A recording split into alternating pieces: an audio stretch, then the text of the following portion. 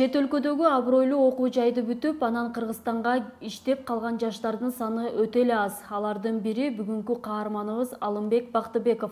Учурда шаардык кеңеште депутат болуп олтурган Алымбекти бүгүн коомчулукка кенен тааныштырып коюуну туура көрдүк. Келечекте көптү үмүттөндүргөн депутат Англияда окуп жүргөндөгү жана депутат убагындагы кызыктуу окуялары жөнүндө маек куруп берди.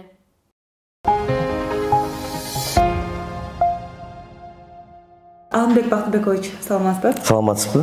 Бүгүнкү күндө биз жаш лидерлерди колдоо максатында ошол рубриканы ачтык. Биринчи коногубуз сизсиз. Ошол үчүн бүгүнкү маек кенен болот деп ишенем. Деги эле баягы азыр ушул 30га толбой ийгиликтерди багындырган чет өлкөдөн бүтүп келген жаштарыбыз аябай аз. Алардын бирөө сизсиз. Ошол үчүн өзүңүз жөнүндө билгибиз келип атат. Кайсы жерде туулгансыз, учурда канча жаштасыз, канча бир туугансыз? Мен биринчиден мен толук атым Бактыбеков Алымбек Бактыбекович. Өзүм 1991 жылы төрөлгөм Бишкек шаарында. Азыркы учурда мен 29 жаштамын. Биз үй бүлөдө 4 балабыз, 4 эркекпиз. Мен улуусумун, эң улуусумун. Азыркы малда мен Бишкек шаардык кеңешинин депутаты болуп иштеп жатам. Депутат болуу оор эмеспи? Жок, оор эмес. Себеби бул баягындай эл менен иштеш, мага эл менен иштеш абдан жагат. Ошон үчүн оор эмес деп ойлойм. Белгилүү болгондой, сиз Усеновдордун династиясынын катарында билебиз. Сизде Усен Сыдыковичтин кеңешин азыр да аласызбы? Чоң атам Усен Сыдыкович абдан тажрыйбалуу киши. Жаш кезден бери мага үлгү болуп жүрөт чоң атам. Ошон үчүн бүт убакытта чоң атам кеңеши жок мен жүрбөйм. Бүт маселе боюнча чоң атам кеңешин сурап турам. Ал киши мага 29 жылдан бери абдан көп нерсени жардам берген өзү негизи. Жолду көрсөтүп турат бүт убакытта. Менимче атаңызга караганда Усен Сыдыкович мен көбүрөөк. Атам менден 21 жаш эле улуу. Атаман деле көп кеңеш сурайм, бирок чоң атам айттым го, мен абдан мен үчүн чоң үлгү да. Ошон үчүн чоң атаман көбүрөөк сурайм деп ойлойм. Атаңыз депутат Бактыбек Бактыбекке көп жерде атанын атын булга албаш үчүн эмнелерден баш тартасыз? Туура келет. Бир нерседен баш тартам деп билбейм, айта аламбы, бирок азыр мурунку айткандай 29 жаштамын, үй бүлөлүүмүн, жумуш бар. Ошон үчүн эртеден кечке жумушта болобуз, кеч үй бүлө менен болобуз. Ошон үчүн башка нерсеге убакыт деле жок деп ойлойм. Ошон үчүн мындай бир нерседен баш тартууга деген даже ой жок. Жок, мен мындай эмеде айтып атам да, мисалы, өзүңүз көңүл ачуучу жайларга бара албай, эл баскан жайларда бара албай, конфликтке барбай деп. Мен эми ойлойм, ушу өзү негизи характерим ошондой. Мен конфликттин адам эмесмин. Анан тиги мындай айтып койсок, бир кандай жерлерге өзү негизи барбайм. Өзү андай интерес жок болгон. Мен 14 жаштан бери чет жакта окуп, баягы өзүм карайм деп, атам деле кичинекей кезден бери өзүң кара деп жүргөндөн кийин ушуну көнүп калгам деп ойлойм. Ошол эле.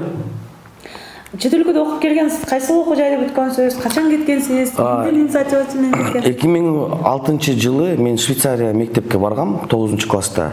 Бул инициатива атам менен апамдыкы болгон.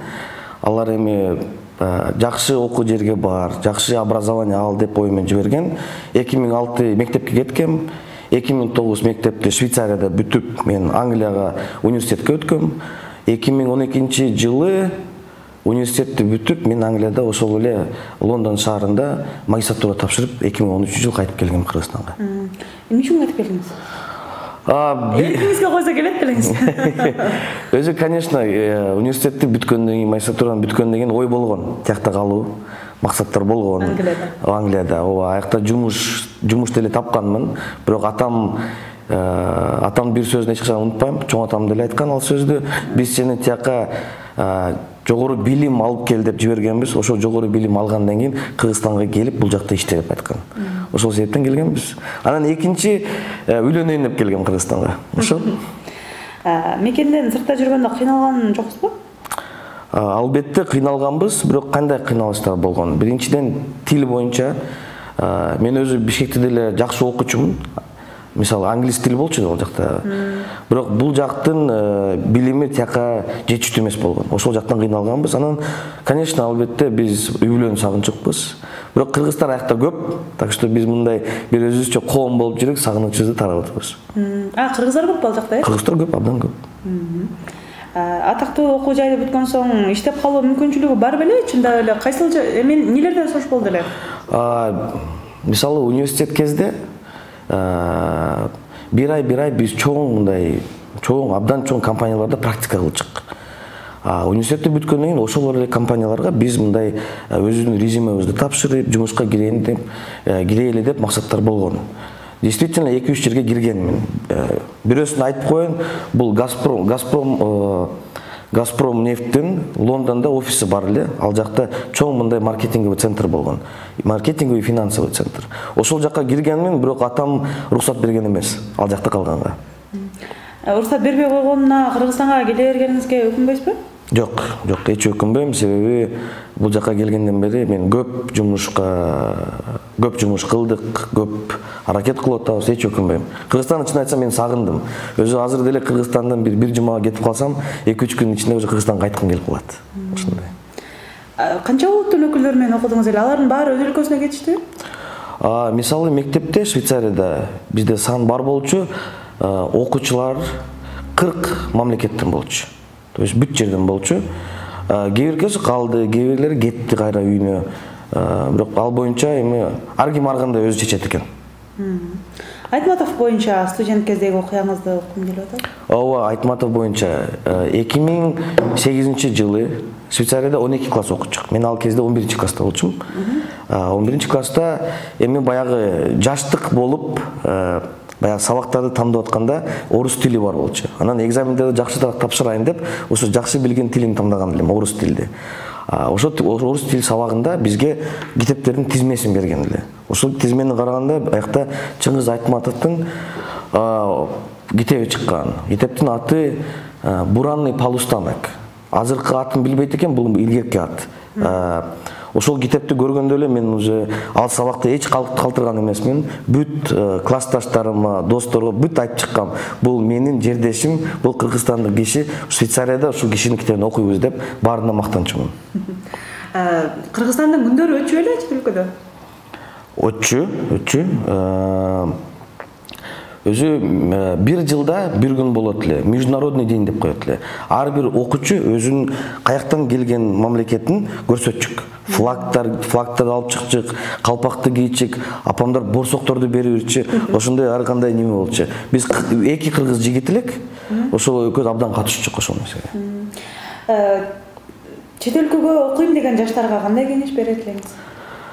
Азыр мен байкап турам, көп жаштар чет өлкөгө окуганы келгиси келет, бирок коркушат. Коркпош керек. Көп айтат, мен тилден корком, кантип аякта турам, ким менен сүйлөшөм, каякта жашайм деген суроолор болот. Эч коркпош керек. Аяка баргандан кийин адам баласы ушундай экен, любой нерсеге көнүп кетет экен, любой жерде өзүнүн жолун табат экен.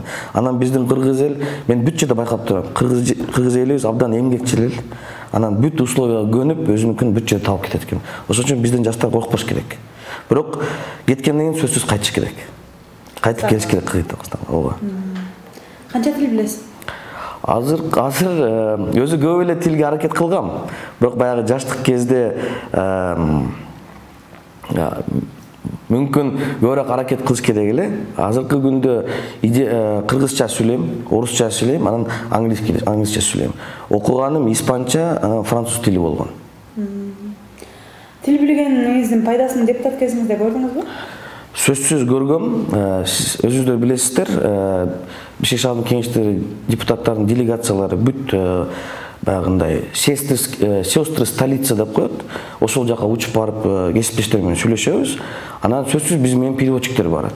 Бирок кээ бирки жерде переводчиктти колдонбой эле өзүбүз сүйлөп кетебиз. Ооба, котормочуларды колдонбой эле өзүбүз сүйлөп кетебиз. Баягы ар бир кесиптеш менен сүйлөшкөндө бир котормочу жетишпей калат да.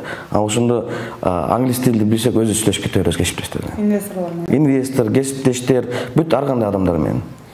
Мен чет өлкөдөн окууну бүтүп келгем, демек өтө жогорку кызматтарда иштешим керек деген түшүнүккө макулсузбу? Бул абдан жакшы суроо. Бул мындай жооп берейин. Окууну эми бүткөндө эми жаштар баарыбыз мындайбыз да, көкүрөбүздү кагып, биз кыйынбыз дей беребиз да. Ошон үчүн ооба, сөзсүз окууну бүткөндө ушундай ой болгон. Мен жакшы жумушка барыш керекмин, жакшы жумуш кылыш керекмин тиги деп. Айлыгын жогору алыш. Айлыгын жогору алыш керек деп ой болгон. Бирок ушул жерде ушул бир Мен өзү көп кыргызча интервью көрөм. Биздин баягы саясатчылар, коомдук ишмерлерден ошо Адакан Кимсанбаевич Мадумаровдун бир жакшы сөзү бар. Ушул боюнчачы. Билим бар, бирок илим жок деп койгон. Мен ошол сөзгө абдан макулмун, себеби окууну бүткөндө биздин билимибиз бар болот экен, бирок илимибиз жок болот экен. Илим бул эмне? Билим китептен аласың, окуу жайдан аласың. А илимди бул жашоодон тажрыйба, туурабы? Ошо окууну бүткөндө ушинтип ойлогонбуз. Биз жакшы жумушка барыш керекпиз, себеби билимибиз бар, бирок илимибиз жумуш үчүн жетишпейт экен. Тажрыйба жетишпейт экен. Ошон үчүн мен бул сөзгө макул эмесмин, себеби биринчи илимди алып, анан тажрыйбаны алып, анан жумушка туруш керек. Жакшы жогору жумушка. Эгер илимиң жок болсо, тажрыйбаң жок болсо, ал жумушка татыктуу эмес болуп каласың. Алымбек, дагы бир суроо. Мисалы, чет өлкөгө кеткенде жалаң эле чоңдордун балдары окуйт дегендей түшүнүк бар да. Ал жакта карапайым адамдардын балдарын жабып турдуң беле? Сөзсүз. Мына жалаң чоңдордун балдары барат деген сөз ал туура эмес. Себеби мен чет жактан көп досторум кыргыз балдар, алар жөнөкөй эле үй бүлөнүн балдары. Себеби алар аракетин кылып, визаны алып, бюджетке өтүп, көп өтүшөт тиякта. Анан ошол балдар обычно чоң жогору жумуш жерлерге тиякта киришет. Алар абдан аракетчил болот. Так что мен ойлойм, бир 80% ошондой балдар. Кыргызстандын келечеги жок, биз чет өлкөдөн келбейбиз, биз качан өнүгүп, жакшы айлык, жакшы жумуш условия түзгөндө келебиз деген сөздөрдү көп айтышат. Ал сөзгө мен макул эмесмин. Эми биз жерибизге, элибизге кызмат кылбасак, жаштар айтат го, келечек жаштардын колунда дейт. Эгер биз мынтип ойлосокчу, эч качан мындай биздин мамлекетибиз өнүкпөйт. Ошондой сөздөрдү уктуң беле? Сөзсүз уккам. Көп студенттер андай айтат. Андай спойлер өзү студенттердин арасында көп болот. Мен барбайм, аякта жумуш жок, аякта мындай, бирок мен бүт убакытта айтчым, андай кылбагыла, барып кайтып барайлы деп.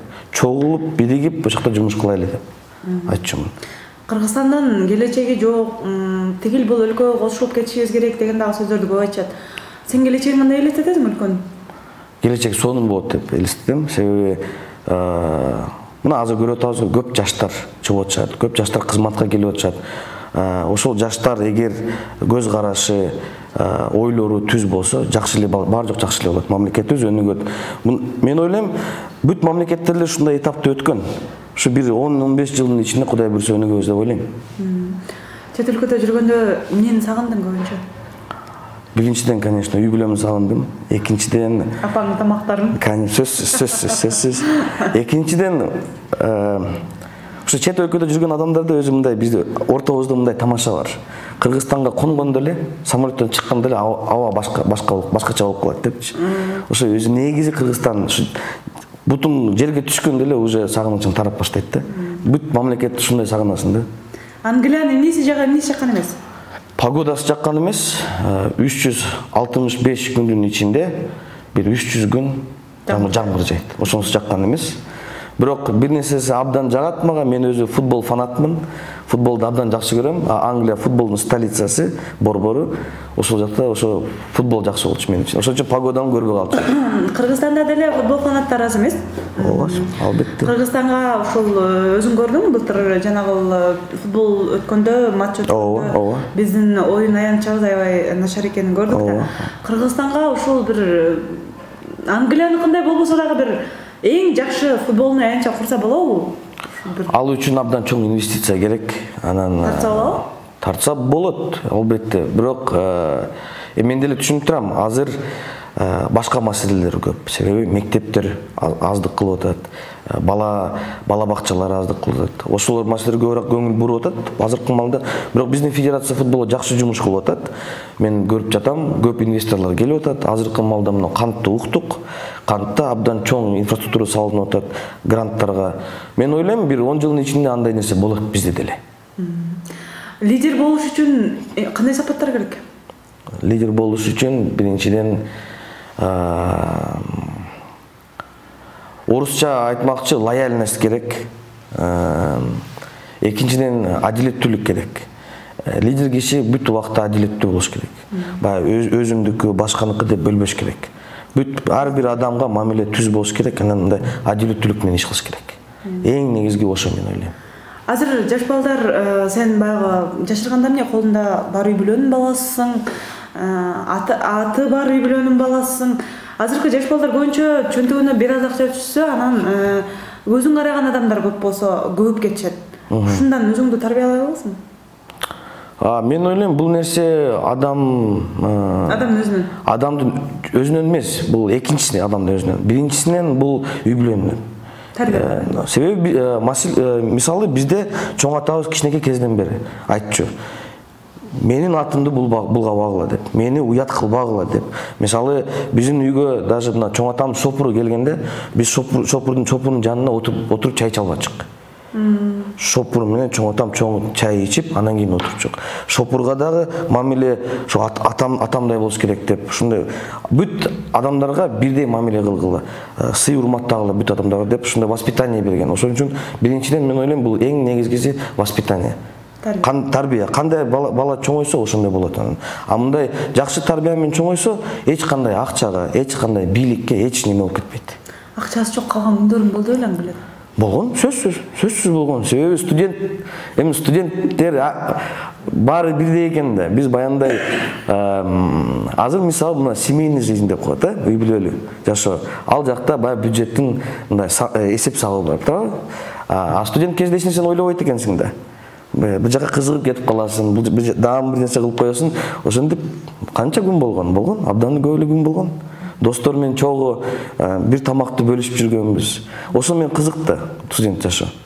Кыргызстанда эле окусам деген мындай өкүнүчтөрүм болду. Болгон, кеткенде болгон. А бирок уже 2-3 жылдан кийин уже мен түшүнүп калгам ошол жакта окуган баалуулугун.